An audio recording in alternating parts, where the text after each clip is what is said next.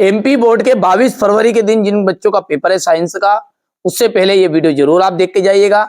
अच्छे नंबर चाहते हो तो अच्छे से सॉल्व करके बता रहा हूं, समझ के जाइएगा। 100% इसी में से बहुत सारी चीजें फंसने वाली है। चलिए तो देर कर किस बात की, फटाफट से शुरू करते हैं। विभवांतर का जो मात्रक होता है ना, वो विभवांतर का मात्रक क्या होता है वोल्ट मीटर। पादप में जाइलम जो है उत्तरदायी है, पादप में जाइलम उत्तरदायी है तो जल के वहन के लिए। दो तंत्रिका कोशिकाओं के मध्य खाली स्थान को हम कहते हैं तो सिनेप्स कहा जाता है। नर युग्मक और मादा युग्मक में जो संलयन की क्रिया है उसे हम कहते हैं निषेचन। क्या कहा जाता है? निषेचन। विद्युत धारा का एसआई मात्रक क्या है? देखिए विद्युत धारा को हम एम्पियर से मापते हैं, ठीक है भैया। शक्ति जो है, शक्ति यहां पर अपन लिख देते हैं शक्ति। यह शक्ति किसका मात्रक है? वाट, मतलब वाट शक्ति का मात्रक है। जूल किसका मात्रक है? कार्य का है, ध्यान रखिएगा आप। और वोल्ट क्या है? या तो विभव का या विभवांतर का।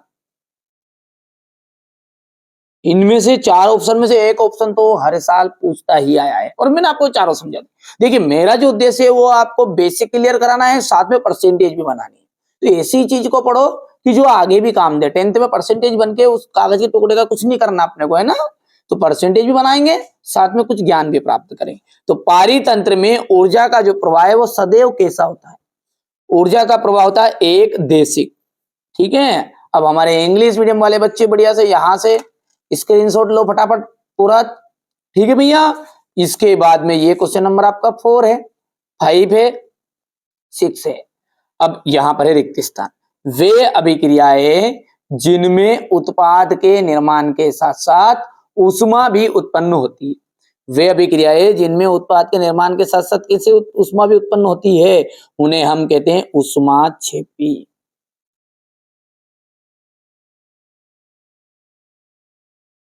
जल एक क्या है? जल उदासीन ऑक्साइड है। धातुएं प्रायः ऊष्मा और विद्युत की सुचालक होती है। कैसी होती है? धातुएं विद्युत की सुचालक। पौधों में जो केवल होता है वो रासायनिक समन्वय होता है।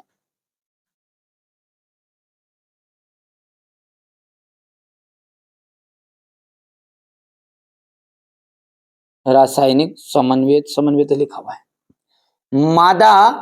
मादा और गर्भस्थ शिशु के बीच जैविक संबंध स्थापित करने वाले ऊतक को हम प्लेसेंटा कहते हैं। प्लेसेंटा।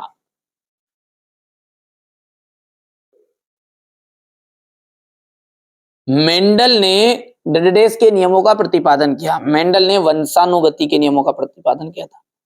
वंशानुगति के नियमों का प्रतिपादन किया। अब यहां से देख सकते हैं आप क्वेश्चन नंबर 2 से देख लीजिएगा, है ना, बढ़िया से। और अब आगे देखते हैं तो क्वेश्चन नंबर 3 की बात करें तो यह है जोड़ी। धातुएं विद्युत की सुचालक आधातु का नाम बताना है। देखिए आधातु पूछा है, धातु नहीं पूछा है ना। तो एसी विद्युत की सुचालक आधातु है आपकी ग्रेफाइट। क्या है? ग्रेफाइट। दूसरा है आपका रक्त का थक्का बनना। रक्त का थक्का बनना, ये किसके लिए कौन उत्तरदायी होता है? प्लेटलेट्स इसका उत्तरदायी होता है। स्वपरागन हमारा द्विलिंगी पुष्पों में ही होता है, एक लिंगी पुष्पों में परपरागन होता है। लिंग गुणसूत्र, लिंग गुणसूत्र जो है लिंग निर्धारण के लिए उत्तरदायी होते हैं। उत्तल दर्पण पश्य दृश्य दर्पण के रूप में जिसको विरीता मिलती है। जरा दूरदर्शिता द्विफोक्सी लेंस, हो गया इतना। चलिए तो आगे बढ़ते हैं और अगला देखिए यहां से, ठीक है भैया। आप तो बढ़िया से कंप्लीट करना, अच्छे से तैयारी करना है ना भैया। चलिए आगे बढ़ते हैं और अब है आपका एक वाक्य में उत्तर। जब किसी यौगिक से ऑक्सीजन संयुक्त होती है तब वहां अभिक्रिया क्या कहलाती है? ग्रेफाइट, सॉरी, जब कोई यौगिक से ऑक्सीजन संयुक्त होगी तो उसे हम कहेंगे अपचयन। और उपचयन कैसे कहेंगे? जब ऑक्सीजन का ह्रास, ऑक्सीजन का ह्रास जब होगा ना तो वो उपचयन कहलाएगी। पारे की मिश्र धातु क्या कहलाती है? पारे की मिश्र धातु कहलाएगी अमलगम। ठीक है भैया। तो मनुष्य में आयोडीन की कमी से होने वाला रोग घेंगा। पराग कोश से पराग कणों का वर्तिकाग्र तक पहुंचने की जो घटना है उसे हम परागन कहते हैं। परागन। ठीक है। लेंस की क्षमता के लिए सूत्र तथा मात्रक भी लिखिए। लेंस की जो क्षमता का फॉर्मूला है वो है P इक्वल 1/f मीटर में। अंतरिक्ष यात्रियों को आकाश कैसा दिखाई देता है? उन्हें काला दिखाई देता मेरे भाई। हो गया। चलिए अब क्वेश्चन नंबर ये 4 है, इंग्लिश मीडियम वाले बच्चों का है। ये देखिए यहां से हो गया, स्क्रीनशॉट ले लो तुरंत। ठीक है भैया। अब है सत्य असत्य। मनुष्य में दोहरा परिसंचरण होता है क्या? बिल्कुल सत्य बात है। दूरदृष्टि दोष को दूर करने के लिए उत्तल लेंस का उपयोग करते हैं। सत्य है। अमोनिया क्लोराइड को जल में घोलने पर विलयन ठंडा हो जाता है, उष्मा छिपी अभिक्रिया है। यह आपका असत्य रहेगा। ठीक है। घरेलू घरेलू परिपथ में प्रत्यावर्ती धारा प्रवाहित जो धारा है वो प्रत्यावर्ती धारा होती नहीं, वो होती है दिष्ट धारा, उसे अपन डीसी करंट कहते हैं। तो ये आपका चौथा जो है ये आपका असत्य रहेगा। लिटमस। लिटमस एक प्राकृतिक सूचक अम्ल क्षार है। तो ये आपका लिटमस जो है ना वो क्या है आपका सत्य बात है। और यहां पर उष्मी अपघटन की अभिक्रिया है, बिल्कुल राइट बात है। ये उष्मा क्षेपी अभिक्रिया का ही उदाहरण है। हो गया भैया। उष्मा शोषी का आया, समझ में नहीं आया इतनी चीजें। चलिए अब आगे बढ़ते हैं। ये हमारे इंग्लिश मीडियम वाले बच्चे लेंगे बढ़िया से स्क्रीनशॉट इसका।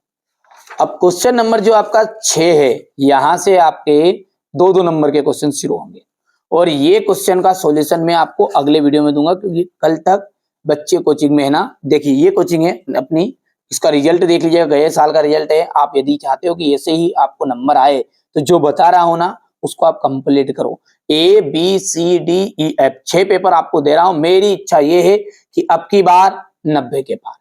ठीक है। तो अब की बार मोदी नहीं, अब की बार 90 के पार करना है अपने को, है ना भैया। अपन क्योंकि 10th में है, अपने को 10th से मतलब है। यहां से देखिए, ठीक है, ये देखिए है ना, ये 80%, 90%। यदि आप 80% चाहते हो तो 4 पेपर करना है, और यदि आप 90 से ऊपर जाते हो 96, 97, 98 तो आपको 6 पेपर करने पड़ेंगे। बट भले आप अलग से पढ़ो, इंपोर्टेंट पढ़ के समझ लो, मैं कह रहा हूं जो कर लो बस। ठीक है। पर यहां से देखिएगा बढ़िया से इसका सॉल्यूशन आपको मैं कल कोचिंग में जो अच्छे उनको भी कवर करवा रहा हूँ, जो उनको पढ़ बता रहा हूँ वही आपको। ठीक है। तो वो जैसे कवर कर लेंगे मैं आपको उसका PDF आपको प्रोवाइड करा दूंगा, है ना। ध्वनिक सोनोरस किन्हें कहते हैं? उदाहरण दीजिएगा। आयनिक यौगिकों के गलनांक उच्च क्यों होते हैं?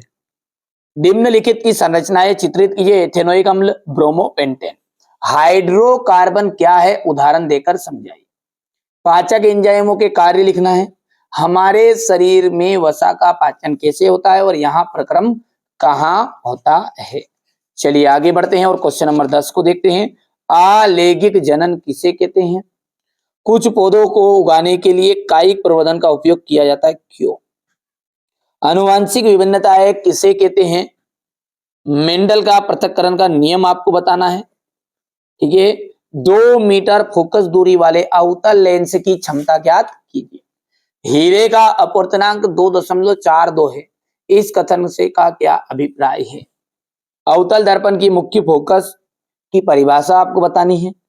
परावर्तन के नियम आपको बताने हैं। चालक के प्रतिरोध को प्रभावित करने वाले 2 कारकों के नाम बताइए। ठीक है। ओम के नियम को समझाइए। हो गया। इसके बाद में है यहां से फ्लेमिंग के वाम हस्त के नियम को लिखना है। फ्यूज तार क्या है, इसका उपयोग क्यों किया जाता है। अपवर्तनांक से आप क्या समझते हैं, गोली दर्पण की वक्रता त्रिज्या को परिभाषित करना है। पारिस्थितिकी क्या है, पारिस्थितिक तंत्र के प्रमुख घटक कौन कौन से हैं। आहार जाल या आहार श्रृंखला में अंतर बताइए। रासायनिक समीकरण से आप क्या समझते हैं, किसी संतुलित रासायनिक समीकरण का उदाहरण दीजिए। वियोजन अभिक्रिया को संयोजन अभिक्रिया के विपरीत क्यों कहा जाता है। समीकरण देना है। प्रत्यावर्ती चाप का आपको नामांकित चित्र बनाना है। ठीक है, चलिए और आगे बढ़ते हैं। तो अगला जो है ये है आपका 3 पादप हार्मोन्स के नाम और कार्य। ये सारे क्वेश्चन का सॉल्यूशन मैं आपको अगले ही वीडियो में देने वाला हूं। बढ़िया से आप कंप्लीट करेगा। अच्छा, उसकी लिंक कहाँ मिलेगी आपको, प्लेलिस्ट को फॉलो कर लीजिएगा, है ना बस। ठीक है, ये क्वेश्चन नंबर आपका 23 है।